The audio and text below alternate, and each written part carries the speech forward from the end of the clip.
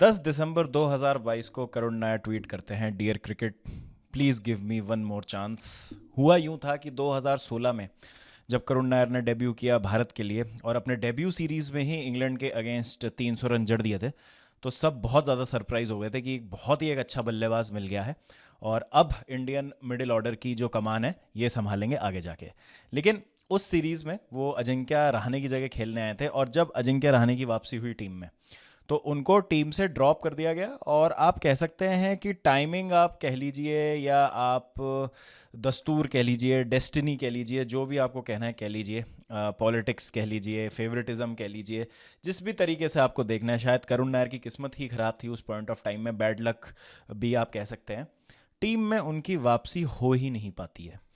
अब consistently Karun Nair domestic circuit में run बना रहे हैं, लेकिन पिछले कुछ महीनों में, पिछले 1 डेढ़ साल में, 6 महीने में उन्होंने सबको ये सोचने पे मजबूर कर दिया कि क्या अब उनकी एक्चुअली में वापसी होनी चाहिए टीम में, स्पेशली टेस्ट सर्किट में। क्योंकि अगर हम टेस्ट मैच सेटअप की बात करें तो बॉर्डर गावस्कर ट्रॉफी और न्यूजीलैंड से होम पर हमको काफ़ी ज़्यादा करारी हार का सामना करना पड़ा था। तो सब कह रहे थे कि करुण नायर को रेड बॉल में तो आप एटलीस्ट लेके आइए। लेकिन एक बहुत बड़ा कॉन्वर्सेशन स्पार्क हुआ था जब विजय हजारे ट्रॉफी में खतरनाक तरीके से कंसिस्टेंटली रन बनाए थे करुण नायर ने। लगभग 600-700 रन बना दिए थे उन्होंने उस टूर्नामेंट में, ज़्यादा ही रन बना दिए थे और खूब सारी उन्होंने सेंचुरीज लगाई उस टूर्नामेंट में। और चैंपियंस ट्रॉफी की जब टीम अनाउंस हो रही थी तो सब कह रहे थे कि इनको लेके जाना चाहिए, क्योंकि टीम पे कॉन्फिडेंस नहीं था फैंस को बहुत ज़्यादा बॉर्डर गावस्कर ट्रॉफी के फेलियर के बाद। लेकिन करुण नायर को नहीं चुना गया उस टीम में और भारत ने चैंपियंस ट्रॉफी टाइटल भी जीत लिया, जिसकी खुशी हम सबको हुई। और करुण नायर खो गए फिर कॉन्वर्सेशन में कहीं ना कहीं। आज दिल्ली कैपिटल्स के लिए उनको मौका मिलता है नंबर 3 पर बैटिंग करने का। आते हैं वो, एक ताबड़तोड़ पारी खेलते हैं, शानदार पारी खेलते हैं। जसप्रीत बुमराह से लेके सारे बॉलर्स, जितने भी बॉलर्स थे, सबको डोमिनेट करते हैं, एक तरफा कर देते हैं मैच दिल्ली कैपिटल्स की गिरफ्त में। और ऐसा लग रहा था कि महज अब औपचारिकता है। जब करुण नायर आउट भी हुए तब ऐसा लग रहा था कि अब तो दिल्ली कैपिटल्स को ये मैच जीत जाना चाहिए। लेकिन जैसा करुण नायर का आप कह सकते हैं कि उनका करियर रहा है और अच्छा खेलने के बावजूद भी बहुत अनलकी रहे हैं वो, उसी चीज़ को आज कहीं ना कहीं समराइज कर दिया इस मैच ने। 40 गेंदों में 89 रन की शानदार पारी खेली दोस्तों करुण नायर ने, जहां पर 5 छक्के और 12 चौके लगाए उन्होंने। एक भी शॉट ऐसा नहीं लगा मुझे कि गुस्से में मारा है उन्होंने या अक्रॉस द लाइन खेल रहे हैं या उनका शेप खराब हो जा रहा है वो शॉट खेलते हुए। सारे conventional strokes, proper batting, text book batting, जो हम एक सॉलिड टेक्निकल प्लेयर से एक्सपेक्ट करते हैं। लूज बॉल्स को पनिश करना, ओवर पिच बॉल्स को कवर की दिशा में खेलना, स्पिनर्स को रीच करके स्वीप करके मारना। और 1-2 बार उन्होंने ज़रूर ट्राई किया रिवर्स स्वीप मारने का और अनकन्वेंशनल शॉट्स खेलने का, लेकिन वो ज़्यादा इफेक्टिव तब लग रहे थे जब वो स्ट्रेट बैट से खेल रहे थे। और वो ही आज उन्होंने करके दिखाया और ये दिखाया कि भाई क्यों उनको अब इग्नोर नहीं करना चाहिए। लेकिन फिर से अनलकी रहे और जिस शानदार तरीके से मुंबई इंडियंस ने एक मैच, जो कहते हैं ना, हमें कहावत है अंग्रेजी में कि snatching victory from the jaws of defeat, वो किया है आज मुंबई इंडियंस ने। अपनी एक्सपीरियंस दिखाया है, अपनी पेडिग्री दिखाई है और कैसे टाइम अगेन हम देखते हैं मुंबई इंडियंस इतने इम्पॉसिबल मैचेस जो हैं उनको भी जीत जाते हैं कभी कभी। और करके दिखा दिया उन्होंने आज। एक टाइम पे लग रहा था कि बहुत सारे विकेट्स बचे हैं, केएल राहुल, अक्षर Patel, Tristan Stubbs, Ashutosh Sharma, Vipraj Nikam, Mitchell Starc, काफ़ी बैटिंग बची थी दिल्ली कैपिटल्स की। लेकिन स्टिल यहाँ पर हार गई है दिल्ली कैपिटल्स। पहली हार इस सीज़न की, 12 रन से उनको हार का सामना करना पड़ा। शानदार मैच, आईपीएल हैज़ स्टार्टेड आईपीएलिंग दोस्तों, जैसा मैंने कहा था। और बहुत ही बेहतरीन मैच, मज़ा आया देखने में एज अ व्यूअर। और इसकी भी बात करेंगे। और दूसरी तरफ आरसीबी ने एक तरफा हरा दिया राजस्थान रॉयल्स को। Rajasthan Royals are not looking really good right now. RCB की एक फिर से कंफर्टेबल जीत, और ये रिवर्स हुआ है पिछले साल का, अगर आपको याद हो, जहां पर जयपुर में मैच हुआ था राजस्थान रॉयल्स और आरसीबी का। बटलर और कोहली दोनों ने सेंचुरीज मारी थी, लेकिन वहां पे राजस्थान रॉयल्स कंफर्टेबली जीत गए थे 8 या 9 विकेट से, कुछ ऐसा ही था। बटलर की एक अनबीटन सेंचुरी थी और विराट कोहली ने भी सेंचुरी मारी थी आरसीबी के लिए। लेकिन यहाँ पर आज उल्टा हुआ है। यहाँ पर 174 रन का लक्ष्य जो दिया था राजस्थान रॉयल्स ने आरसीबी को, और आरसीबी ने वो आज 9 विकेट रहते बना लिया। तो पहले बात कर लेते हैं आरसीबी और राजस्थान रॉयल्स की फटाफट, क्योंकि मुझे नहीं लगता कि यहाँ ज़्यादा पॉइंटर्स हैं ऐसे जिन पे मैं ज़्यादा बात कर सकता हूँ। क्योंकि देखिए, एक ऐसा पिच जहाँ पे सधी हुई गेंदबाजी करना बहुत ज़रूरी है, जहाँ पर आप अगर फ्रीबीज नहीं देंगे बल्लेबाज को तो आप रिवॉर्ड होंगे, और कुछ ऐसा ही हमको देखने को मिला आज। क्योंकि जो हमने परसों देखा था जिस तरीके से सनराइजर्स हैदराबाद और पंजाब किंग्स का मैच हुआ था, तो ये कन्वेंशनल विकेट लग रही थी जहाँ पे 180 190 एक कॉम्पिटिटिव स्कोर होगा, रादर देन आपको ज़रूरी ही है कि आप 240 250 बनाएं। तो उसी तरीके की कुछ बल्लेबाजी करने की कोशिश की राजस्थान रॉयल्स ने। कोई भी बल्लेबाज बहुत ताबड़तोड़ तरीके से हाथ से नहीं निकला आरसीबी के। जैसे अगर आप देखेंगे, जायसवाल जो सबसे प्रोडक्टिव बल्लेबाज रहे, उन्होंने भी 47 गेंदों में 75 बनाए। मॉडर्न स्टैंडर्ड्स के हिसाब से कहेंगे कि it's a good inning, it's not a explosive inning. Explosive मतलब 200 पार, 180 पार उस स्ट्राइक रेट से। तो वैसे कोई नहीं खेला। इसका मतलब ये था कि वो 200 तक नहीं पहुंच पाई Rajasthan Royals. Catches win matches दोस्तों, बहुत इंपॉर्टेंट कहावत है ये क्रिकेट में। और जिस टीम ने आज कैचेस कम छोड़े, क्योंकि पकड़ने की तो बात अब बहुत ज़्यादा मुश्किल हो गई है। पता नहीं इस आईपीएल में क्या हो रहा है, इतने ख़राब कैसे स्टैंडर्ड्स हो गए हैं फील्डिंग के, मुझे समझ नहीं आ रहा। हर मैच में कुछ ना कुछ कैचेस छूट रहे हैं, और इस मैच में भी सेम चीज़ हुई। आरसीबी की पारी में भी काफ़ी कैचेस छोड़े राजस्थान रॉयल्स ने, जिनका उन्होंने फ़ायदा उठाया। और मैं कभी ये नहीं, मतलब इस मामले में मैं ये नहीं कहता हूँ कि मतलब जैसे मैं कल अभिषेक शर्मा के लिए भी कह रहा था ना कि उन्होंने अच्छी बैटिंग की है बट चांसलेस बैटिंग नहीं की। लेकिन ये बोल देना कि भाई उनके तो कैच छूटे इसलिए उन्होंने रन बनाए इतने ज़्यादा, उनको डिसक्रेडिट करना होगा। और आप उनकी जो ब्रिलियंस है 141 रन की, उसको अंडरमाइन कर रहे हैं। सेम चीज़ मैं आरसीबी के चेज में बोलूँगा कि यदि आप कहते हैं कि वो बहुत लकी थे और वो तो कैच हो जाते तो मैच का रुख कुछ दूसरा ही होता, तो देखिए, इफ़ बट्स एंड मेबीज नहीं होते हैं स्पोर्ट्स में या लाइफ में फॉर दैट मैटर। कैचेस छोड़ने के लिए तो किसी को नहीं कहा राजस्थान रॉयल्स ने। राजस्थान रॉयल्स ले लेते कैचेस, विराट कोहली को आउट कर देते संदीप शर्मा की बॉल पे, तो हो जाता मैच का शायद रुख कुछ और होता। लेकिन वो कैच छोड़ने के बावजूद भी तो आपको उसका फ़ायदा उठाना, जो आरसीबी ने बखूबी किया। एक अच्छा चेस, फिल सॉल्ट ने ताबड़तोड़ बैटिंग करी, जो मैं 190 से बैटिंग करने की बात करता हूँ। तो पावर प्ले में ही आके ना डिमोरलाइज कर देते हैं बॉलर्स को। फिल सॉल्ट 33 गेंदों में 65 रन बनाए।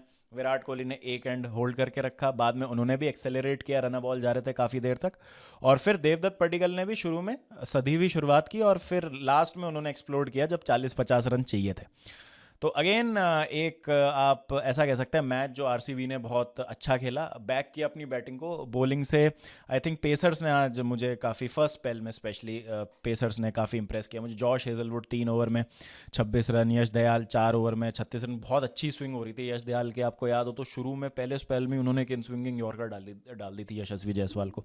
काफ़ी मुश्किल होता है कंट्रोल करना वैसी एक्यूरेसी के साथ फर्स्ट स्पेल में। तो बहुत अच्छी वो गेंदबाजी थी। Bhuvneshwar 4 over 32 run. तो फास्ट बॉलर्स को आज बहुत ज़्यादा मार पड़ी नहीं। रोटेट भी किया थोड़ा सा। सुयश का स्पेल ठीक था, 40 रन के आसपास दिए उन्होंने 4 ओवर में। Krunal Pandya 4 over 29 run, 1 wicket, ज़बरदस्त गेंदबाजी उन्होंने की। लिविंगस्टन को बीच में 1 ओवर मिला। तो किसी भी बॉलर को बहुत बुरी तरीके से नहीं मारा राजस्थान रॉयल्स ने। तो मुझे तो लग ही रहा था टारगेट देख के कि आई थिंक 15 to 20 रन ये शॉर्ट है। तो may B, just may be, अगर फील्डिंग में बेटर एफर्ट होता राजस्थान रॉयल्स का, तो शायद वो आरसीबी को परेशान कर सकते थे। तो उन्होंने कैच भी छोड़ दिए, प्लस बॉलिंग भी कुछ खास की नहीं उन्होंने। और सॉल्ट ने जिस तरीके की शुरुआत दी आरसीबी को, तो बहुत ज़्यादा कुछ यहाँ पर था नहीं जहाँ आप कह सकते हैं कि भाई मतलब राजस्थान रॉयल्स ने सही किया जब वो बॉलिंग कर रहे थे।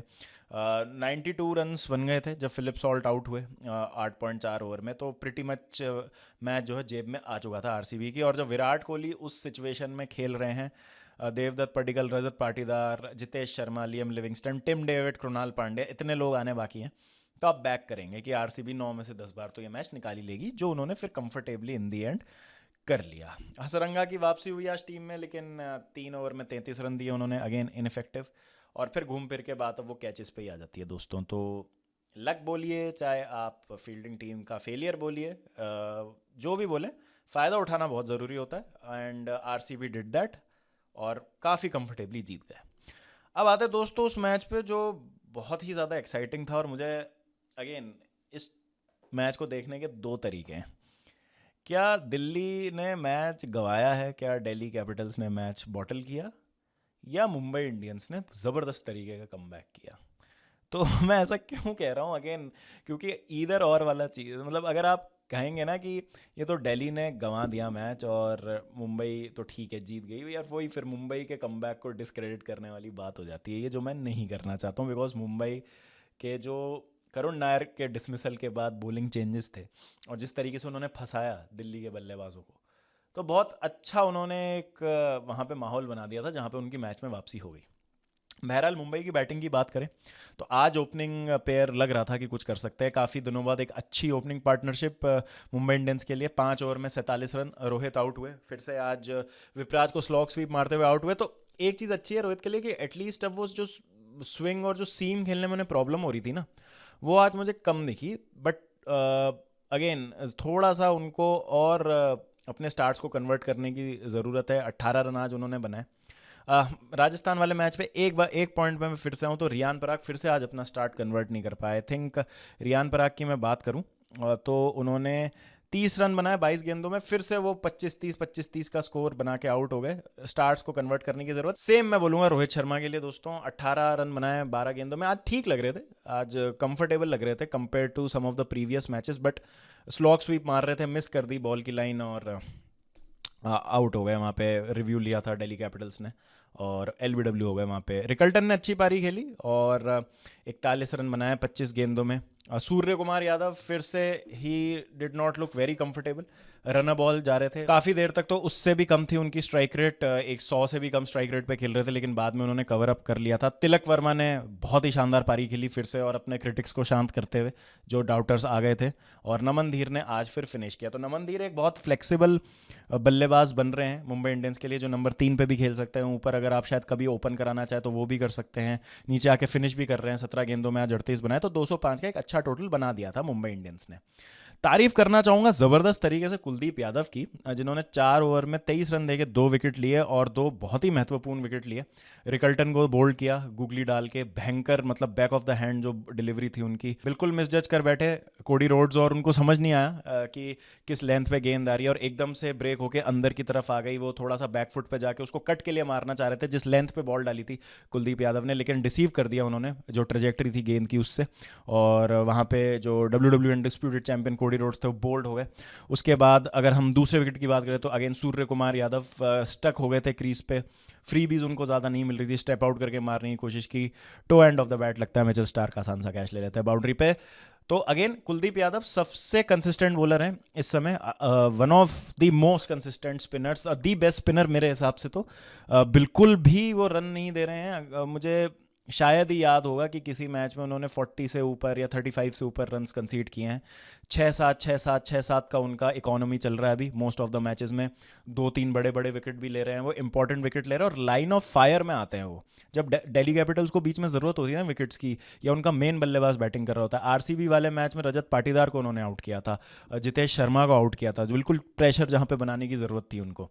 तो रजत पाटीदार कितने अच्छे प्लेयर हैं स्पिन के हमें भी पता है, लेकिन वहाँ पे कुलदीप यादव उनके सामने खड़े थे और उनको फिर फेस करना काफ़ी मुश्किल है। वर्ल्ड क्लास स्पिनर है इस समय दोस्तों। अच्छा साथ दिया विपराज ने भी 2 विकेट निकाले, रोहित का विकेट निकाला। उसके बाद हार्दिक पांड्या को आउट किया। हार्दिक पांड्या आज ज़्यादा कंट्रीब्यूट नहीं कर पाए, 2 रन पे ही आउट हो गए, आते ही मारने की कोशिश की, बाउंड्री पे कैच हो गए। मिचेल स्टार्क अगेन एक महंगा स्पेल यहाँ पे। अब तो मुझे लग रहा है मिचेल स्टार्क सीधा फाइनल में या प्लेऑफ में जागेंगे जब उनकी एक्चुअल परफॉर्मेंस निकल के आती है यूजुअली। अक्षर अगेन सपोर्टिंग एक्ट, मोहित एक्सपेंसिव आज, और मुकेश कुमार भी एक्सपेंसिव। तो फास्ट बॉलर्स ज़्यादा कुछ कर नहीं पाया आज। It was easier to bat I believe, fast bowlers को बैट करना आसान था। लेकिन फिर जब शुरुआत हुई दिल्ली कैपिटल्स के चेस की, जेक फ्रेजर मगक दोस्तों इस समय एक वॉकिंग विकेट बन चुके हैं। 5 मैच हो चुके हैं दिल्ली कैपिटल्स के लिए, एक बार उन्होंने 10 से ज़्यादा का स्कोर बनाया है। क्या हो गया कि आज करुण नायर ने रन बना दिया ना, तो इतनी प्रॉब्लम सॉल्व कर रहे हैं करुण नायर आज की नॉक से कि अब फ्रेजर मगक को अगर उनको बिठाना हो तो दिल्ली कैपिटल्स फ्रेजर मगक को बिठा सकते हैं। फाफ वापस आएंगे तो फाफ और पोरल से ओपन करा के 1 डाउन आप करुण नायर को खिला सकते हैं। नहीं तो फिर आप ज़बरदस्ती, मतलब आपको देखना होगा कि कैसे करे क्या करे, कुछ नहीं, एक चेंज करना है बस, यही बैटिंग लाइनअप आप खिला दीजिए। फ्रेजर मगक की जगह फाफ आ जाएंगे, आपका ओवरसीज चेंज हो जाएगा जब भी फाफ फिट होंगे। पोरल फाफ से आप ओपन कराइए और करुण नायर को 1 डाउन भेजिए। करुण नायर ने तो क्या ही पारी खेली दोस्तों, मैं ऑलरेडी बता चुका हूँ शुरू में, बहुत ही मज़ा आया उनकी पारी देखने में। I was so so sad कि उनकी सेंचुरी नहीं हो पाई और वो फिनिश नहीं कर पाए मैच दिल्ली कैपिटल्स के लिए। लेकिन यहाँ पे अगेन तारीफ करनी होगी मुंबई इंडियंस की। मिचेल सैंटनर जिनके लिए हम कह रहे थे कि अभी तक उनका अच्छा नहीं जा रहा है आईपीएल, भले ही आज उन्होंने 4 ओवर में फिर से 43 रन दिए, लेकिन जो करुण नायर को उन्होंने बोल्ड किया ना, dream delivery for any left arm finger spinner, अगर हम बात करें, जो पड़ के लेन से हल्की सी बाहर निकली, बहुत मामूली सा मूवमेंट और top of the off stump जोड़ गया। अनप्लेबल बॉल होती है दोस्तों, उसमें कोई भी बल्लेबाज कुछ नहीं कर सकता। लेकिन स्कोर था दिल्ली कैपिटल्स का 135 पे 2। बहुत ही अच्छी पार्टनरशिप हुई थी पोरल और करुण नायर की। 119 की पार्टनरशिप हुई थी, पोरल डीप मिड विकेट पे कैच हो गए। 135 पे 2 था स्कोर। वहाँ से अगर आप 193 पे आउट हो जाते हैं तो बहुत ही ज़्यादा बड़ा कोलैप्स है ये। 58 रन में 58 रनों में आपके 8 विकेट गिर गए दोस्तों। तो ये एक बात है जो आई थिंक दिल्ली कैपिटल्स को इस मैच से सीखनी चाहिए। लेकिन क्रिकेट जैसा हम कहते हैं is a game of averages. बहुत अच्छी बात बोली थी अनमोल भाई ने वॉच लॉन्ग पे कि दिल्ली कैपिटल्स वो मैच जीत गई थी एलएसजी से जो उनको हारना था, और आज मुंबई इंडियंस से वो मैच हार गए जो उनको जीतना था। तो जब करुण नायर आउट हुए तो बहुत ही कंफर्टेबल पोजीशन में मैच छोड़ के गए थे दिल्ली कैपिटल्स के लिए, गिवन जो बैटिंग बची थी उनके पास। KL Rahul, Tristan Stubbs, Vipraj Nigam, Ashutosh, Mitchell Starc वगैरह वगैरह, तो काफ़ी, अक्षर पटेल, बहुत अच्छी काफ़ी उनकी बैटिंग बची थी, डीप बैटिंग लाइनअप थी। लेकिन जो कर्ण शर्मा का इंट्रोडक्शन था एज एन इम्पैक्ट सब, कर्ण शर्मा ने भी 3 बहुत इंपॉर्टेंट विकेट लिए। अभिषेक पोरल को आउट किया, केएल राहुल का विकेट लिया, ट्रिस्टन स्टब्स को आउट किया। तो 3 बहुत बड़े विकेट, रन पड़े उनको भी, लेकिन विकेट लेना बहुत ज़रूरी होता है, बिकॉज जहाँ पर आपके सामने ऐसा ऑपोजिशन है जो अब ज़्यादा दूर नहीं है जीत से, तो वहाँ पे विकेट ही आपको जिताते हैं। वहाँ पे आप ये नहीं सोच सकते कि अब रन रोक लेते हैं और फिर देखते हैं आगे, क्योंकि अगर उनके पास विकेट्स हैं हाथ में और उनको 5 ओवर में 50 रन भी चाहिए तो वो बना देंगे, मोर ऑफन देन नॉट बन जाते हैं वो। और वही हुआ, फिर विकेट आपको निकालने बहुत ज़्यादा ज़रूरी होते हैं। तो जब लास्ट में विपराज और आशुतोष बैटिंग कर रहे थे तो विपराज और सेंटनर का अच्छा मुकाबला हुआ। उनको एक चौका और छक्का लगाया विपराज ने सेंटनर को, लेकिन वहाँ पे सेंटनर ने आउटफॉक्स कर दिया, उनको स्टंप कर दिया। लास्ट में जो हुआ, जब बुमराह बॉलिंग कर रहे थे, बुमराह ने एक तो आके बीच में जिस तरीके से अक्षर का विकेट लिया वो भी काफ़ी इंप्रेसिव था। बुमराह बॉलिंग कर रहे थे, सेकंड लास्ट ओवर था, आशुतोष बैटिंग पे थे, आशुतोष उनको 2 चौके लगा चुके थे। वहाँ पे लालची हो गई Delhi Capitals. Hat trick of run outs दोस्तों, हैट्रिक ऑफ रनआउट्स।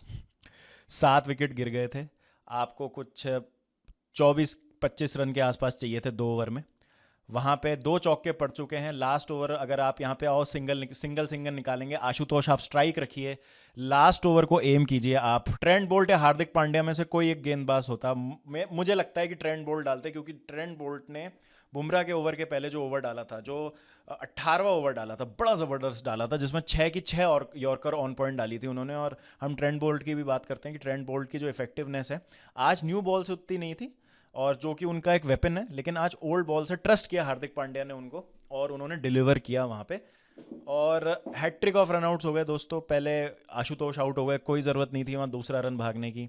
उसके बाद कुलदीप यादव आते हैं, वो भी 2 रन मारने के चक्कर में फिर रन आउट हो जाते हैं, और फिर Mohit Sharma last ball block कर सकते थे। मिचेल सैंटनर खड़े थे शॉर्ट मिड विकेट पे, फिर से चांस लिया उन्होंने और वहाँ पे वो रन आउट हो गए, 1 स्टंप टू एम एट। और यहाँ पे फील्डर्स की स्किल आती है, यहाँ पे फील्डर्स प्रेशर में नहीं आए, अच्छी फील्डिंग की बाउंड्री पे, सेंटनर ने अच्छा डायरेक्ट थ्रो मारा मोहित शर्मा को। तो यहाँ पे तारीफ करनी बनती है मुंबई इंडियंस की कि प्रेशर सिचुएशंस में डिलीवर किया, बेसिक सही किए, और उस टाइम पे ग्रीडी हो गई दिल्ली कैपिटल्स की टीम, रुक जाते हैं। मिचेल स्टार्क भी ठीक ठाक बल्लेबाज हैं, तो चलिए आशुतोष आउट हो गए, कुलदीप यादव आउट हो गए, मोहित शर्मा ब्लॉक कीजिए, 13 रन 12 रन चाहिए लास्ट ओवर में जीतने के लिए, जितने भी रन चाहिए। मिचेल स्टार्क को ट्रस्ट कीजिए 2 छक्के 3 चौके लगाने के लिए, ज़्यादा से ज़्यादा हार ही जाओगे ना, क्या होगा, हार तो अभी भी रहे रन आउट करवा के। तो वहाँ पे थोड़ा सा संयम रखने की ज़रूरत थी दिल्ली कैपिटल्स को। बट अगेन एक बहुत इंप्रेसिव विन मुंबई इंडियंस की। और दिल्ली कैपिटल्स का देखिए, आई वुड से कि मुंबई इंडियंस ने उनको चोक करा दिया, तो अच्छा उनके पास आज मौका था 5 में से 5 मैचेस जीतने का। लेकिन इस हार का मतलब ये होता है कि अब कोई भी टीम ऐसी नहीं है जो अनबीटन है इस आईपीएल में, सब एक ना एक मैच तो मिनिमम हार चुके हैं। A big win, a very important win for Mumbai Indians, जो उनको प्लेऑफ की रेस में रखता है। तो ये कुछ लेखा जोखा था आज के दोनों मैचेस का। ज़्यादा इंटरेस्टिंग तो देखिए दोस्तों दिल्ली कैपिटल्स और मुंबई इंडियंस का ही मैच था। आई थिंक कि दिल्ली कैपिटल्स सोचेंगे कि एक मिस्ड अपॉर्चुनिटी, बट ये उनके लिए एक लर्निंग एक्सपीरियंस भी हो सकता है, एक लर्निंग कर्व है उनके लिए कि किस तरीके से आपको प्रेशर में आके कोलैप्स नहीं होना है। और may be one of Tristan Stubbs या केएल राहुल देखेंगे कि रिस्क किस मोमेंट पे लेना है और एंड तक मैच को लेके जाए, ताकि आशुतोष और विपराज उनके अराउंड फिर फिनिश करने की कोशिश करें मैच। ये एक अप्रोच हो सकती है उनके आगे जाके। ओपनिंग स्लॉट का क्या करना है, जेक फ्रेजर मगक को कितने और चांसेस देने हैं ये मुझे नहीं पता, but I think Karun Nair को आप इस ऐसी पारी के बाद तो नहीं आप जाने दे सकते ना, और फाफ फिट हो गए तो सीधा सीधा चेंज बनता है। अभी देखिए 5 मैच बहुत होते हैं, और जेक फ्रेजर मगक को जिस अमाउंट के लिए लाया गया बिल्कुल भी उसको जस्टिफाई नहीं कर रहे हैं। बहुत ही उनका ख़राब जा रहा है आईपीएल। बिग बैश भी उनका काफ़ी अच्छा नहीं गया था, बिल्कुल काफ़ी अच्छा क्या, कुछ भी नहीं किया था उन्होंने बिग बैश में भी। तो एक अगेन हो सकता है एक ब्रेक अगर उनको मिले 2-3 मैचेस का, क्योंकि फाफ भी 42 के हैं, तो फाफ भी शायद सारे मैचेस नहीं खेल पाएंगे। तो may be a break could help Fraser McGurk. और जिस तरीके से वो आउट हो रहे हैं ना, वो मतलब या तो बहुत ही तेज मारने की कोशिश कर रहे हैं बॉल को तो स्काई कर दे रहे हैं, और आज क्या नथिंग शॉट मारा, बिल्कुल ही मतलब बिल्कुल ही प्रेजेंट, विल जैक्स के बिल्कुल हाथ में से परोस के दे दिया कैच पहली बॉल पे। तो या तो थोड़ा सा ड्राइंग बोर्ड पे जाने की ज़रूरत उनको बैटिंग कोच के साथ, जिसके लिए उनको 1-2 मैच का ब्रेक लगे। लेकिन करुण नायर को अब इस टीम में रखना पड़ेगा, जस्टिफाई कर दिया करुण नायर ने। और यही होती है कि अपॉर्चुनिटीज़ को आपको ग्रैब करना होता है। 7 साल के बाद 50 बनाई है आज करुण नायर ने आईपीएल में, तो भाई उनको तो आपको चांस देना पड़ेगा। खैर ये तो बात हो गई दोनों मैचेस की। आज है सीएसके वर्सेस एलएसजी। सीएसके को मैचेस जीतने पड़ेंगे अब, अगर उनको किसी भी तरीके से अपनी होप्स को अलाइव रखना है for the play off qualification. लेकिन सामने है आज LSG. Nicholas Pooran, Mitchell Marsh पे क्या अपडेट है don't really know, but Nicholas Pooran versus this spin attack of CSK, बड़ा मतलब सोच के ही एज अ सीएसके सपोर्टर थोड़ा ही घबराहट हो रही है कि कैसा कॉन्टेस्ट होगा ये। तो आप ही क्या राय, please do let me know in the comment section. Who impressed you the most apart from Karun Nayar second match में, और कोई पॉइंट्स हो आपके ऑब्जर्वेशंस हो तो बताइएगा कमेंट सेक्शन में। कंटेंट अच्छा लग रहा है तो लाइक कर दीजिए दोस्तों, वीडियो को, चैनल को सब्सक्राइब कर दीजिए। मिलते हैं शाम को सीएसके वर्सेस एलएसजी के साथ। ध्यान रखिए जब तक अपना, टेक केयर एंड पीस।